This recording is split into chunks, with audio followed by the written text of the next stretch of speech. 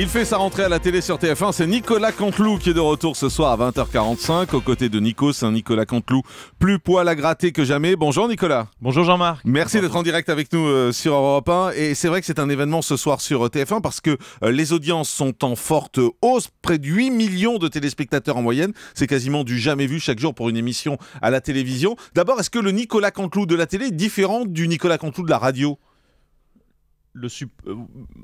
J'ai pas l'impression. C'est vrai qu'ensuite on a une forme de responsabilité parce que le public est plus large et beaucoup plus jeune. On a un public d'actifs sur Europe 1. On a 1,5 million, je crois, de personnes qui écoutent sur Europe le matin. À la télé, c'est vrai qu'on touche des jeunes gens qui vont de 8 ans jusqu'à des gens beaucoup plus âgés.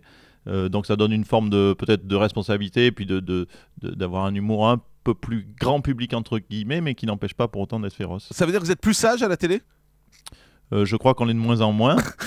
En tout cas, je crois qu'on est de moins en moins. Je crois que ça va se ressentir cette année. Ouais, parce que quand on regarde ce qui s'est passé, c'est vrai que les différentes polémiques qu'il y a eu, elles ont été sur la radio et sur ce que vous avez dit à la radio et quasiment jamais sur ce que vous avez fait à la télé. Oui, parce qu'on n'était pas encore à la télé. Non, mais je parle de l'année dernière, par exemple. Oui, c'est vrai qu'il y a eu...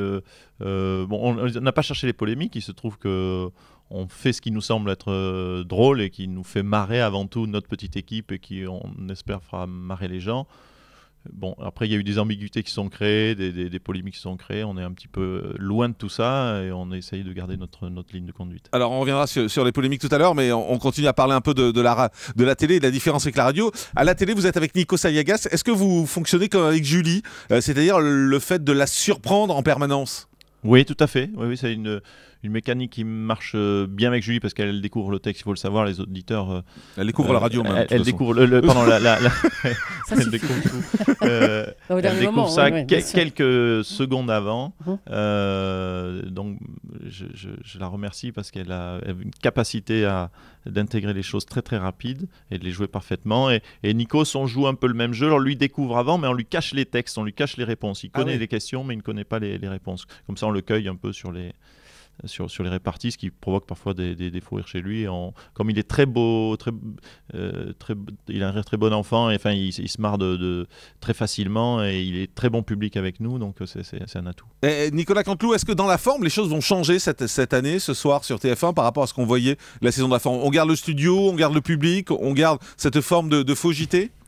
Exact, tout à fait, c'est la même forme. La grosse différence, on a changé 2-3 lumières, 2-3 ampoules. Il y a une bascule de lumière à un moment donné au milieu de l'invité. Vous savez, c'est la crise, donc il fallait donner l'impression de changer sans que ça coûte trop cher. Donc voilà, non. Et plus de reportages, non, je crois. Les vidéos, non, on essaye d'équilibrer plateau et vidéo, les vidéos qui sont plutôt appréciées avec les parodies. La forme reste la même, bien sûr, c'est l'actualité, notre matière première qui change vraiment avec... j'espère de nouveaux personnages qui vont apparaître dans l'année. Justement, comment vous choisissez les nouveaux personnages, Nicolas Canteloup, que vous imitez ? C'est en fonction de leur présence uniquement dans l'actualité ? Vous êtes capable de tout faire ? C'est eux qui se choisissent tout seuls parce qu'ils tout d'un coup ils sont au devant de l'actualité. Ils s'imposent à nous, donc il faut les faire si on veut être exhaustif et traiter vraiment l'actualité. Il faut les faire. Parfois on n'a pas on n'a pas la voix, on n'a pas le talent de faire la bonne voix. Mais ce qu'il faut, c'est au moins avoir le bon angle. Et dès qu'il nous semble y avoir un angle malin et drôle, on y va. Alors à moi de m'adapter très, très vite quand je le peux pour essayer d'avoir un personnage ressemblant. Et c'est combien de temps pour essayer de trouver la bonne voix, justement ? Soit c'est immédiat et j'ai pas grand mérite, soit c'est un peu de boulot de visionnage de vidéos et trouver un petit peu le phrasé, la musique de la voix, les adjectifs employés, le ton, la prestance, la position de la bouche, enfin voilà. Parmi les nouveaux, on va découvrir qui ? Parmi les nouveaux, on va découvrir personne. Ah bon? Non, là. Macron, Emmanuel Macron. Ouais, oui, si, Emmanuel Macron. On sent que Julie est là. Non, merci Julie. C'est mon c'est un attaché des de presse. nouveaux quand même. Oui, Ouais. c'est ça. Non, il y a forcément des nouveaux qui sont arrivés. Là, j'en ai fait 2 derniers qui ont créé un petit peu. J'en veux s'en placer qui est arrivé, qui a bien marché. C'est qui a bien marché, oui, on en a beaucoup parlé. Oui. Non, Emmanuel Macron, bien évidemment, ministre de l'économie. Il y a Bernard Cazeneuve en préparation. Tous les personnages clés d'un gouvernement, parce que ce qui fait rire, c'est quand même beaucoup les politiques. Donc il faut avoir toutes les marionnettes à sa disposition pour jouer ce petit théâtre de 20h40. Quand vous parlez de Jean-Vincent Placé, c'est vrai qu'il a eu des réactions très violentes. Hein. Il a dit c'est vulgaire, grossier, stigmatisant et évoquant même en demi-teinte un certain racisme vis-à-vis de ses origines. Ça vous blesse quand vous entendez ça? Parce que votre objectif c'est de faire rire, je suppose. Ma première réaction, c'est vrai que j'ai tendance à comprendre qu'on puisse avoir une réaction on va dire de colère lorsqu'on se fait imiter, parce qu'on est rarement mis en valeur quand on est imité. Donc forcément, ça touche à l'intimité, à son ego, à sa personnalité, à son histoire parfois. Voilà, ce qui est sous-tendu, c'est d'abord sur cette imitation-là, c'était vraiment une autodérision sur ce que je faisais. C'est-à-dire, je dis que je ne sais pas faire la voix de Jean-Vincent Placé, et j'imite très mal un accent asiatique. Bon, pour moi, il n'y a pas de hiérarchie dans les accents. C'est pas vulgaire de faire un accent asiatique ou pas vulgaire de faire un accent pied-noir ou un accent du sud-ouest dont je suis origine. Quand j'imite Jean-Pierre Elkabbach le matin, je caricature, je forcille le trait. Je forcille très fort le trait. Et puis voilà, il n'y a rien de sous-entendu, il n'y a pas de querelle ou de prise de position affichée.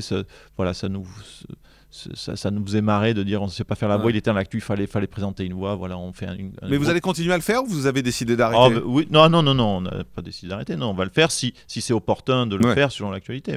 Et l'autre conflit, c'est avec RMC.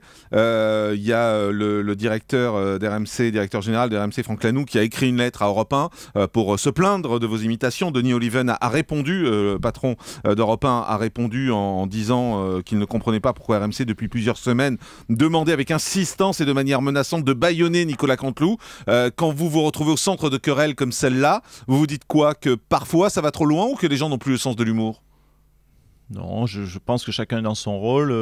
Et RMC est un peu tendu sur le fait qu'on les ait pointés du doigt, mais bon, c'était sur une actu il y a 6 mois où le CSA avait dit qu'ils mettaient un peu trop en avant le Front National. Ils ont rééquilibré d'ailleurs très justement les choses. Nous, on est parti de cette petite info, mini-info, pour faire un Jean-Jacques Bourdin qui faisait la part belle aux auditeurs, parfois un peu café du commerce, des auditeurs qui pourraient être d'ailleurs chez nous à Europe 1, où quand il y a libre antenne, forcément il y a des débordements. Nous on stigmatisait, plus Jean-Jacques Bourdin, on stigmatisait les débordements qu'il peut y avoir sur la libre antenne. Voilà, après chacun est dans son rôle. Denis Oliven a écrit je trouve une lettre pertinente. Il nous donne les coups des franges quant à notre liberté, c'est ce qu'on attend d'un vrai patron. Il joue ce rôle-là, donc moi je le remercie personnellement parce que voilà, du coup on peut faire notre métier, je crois, librement. Vous vous êtes parlé avec Jean-Jacques Bourdin? Non, c'est pas d'appel. Il n'y a pas eu d'appel. Non, mais par contre j'étais sensible à son petit tweet où il avait tendance à plutôt apaiser les choses en disant le lendemain, il a été beau joueur, il a dit qu'on allait faire le lendemain. Moi, je crois que tout le monde a droit à être en colère au moins 24 heures. Et puis ensuite, quand on se pose un petit peu et on prend du recul, je crois qu'on se rend compte qu'il n'y a pas de quoi en faire trop. Ouais, mais Nicolas Canteloup, dernière question. Quand vous stigmatisez certains éléments, est-ce que ce sont des choses que vous pensez vous ou c'est fait pour faire de l'humour? Quand vous dites par exemple RMC radio de chauffeur de taxi, c'est quelque chose que vous pensez profondément et vous vous servez des voix pour le dire, ou alors c'est juste pour faire de l'humour parce que ça fait rire? C'est simplement que je pense qu'il y a quelques chauffeurs de taxi qui écoutent RMC et nous, on caricature à grands traits, on forcit le trait, c'est notre job. Mais vous le pensez, c'est des choses que vous pensez? Non, moi quand je prends le taxi le matin, ils écoutent Europe 1, mais j'ai les chauffeurs de taxi, donc je pense qu'ils écoutent ce qu'ils veulent. Et voilà, on a caricaturé cette profession. On a caricaturé. Après, c'est difficile d'expliquer, de dire que je pense profondément. C'est pas que je pense profondément, c'est que je pense que dans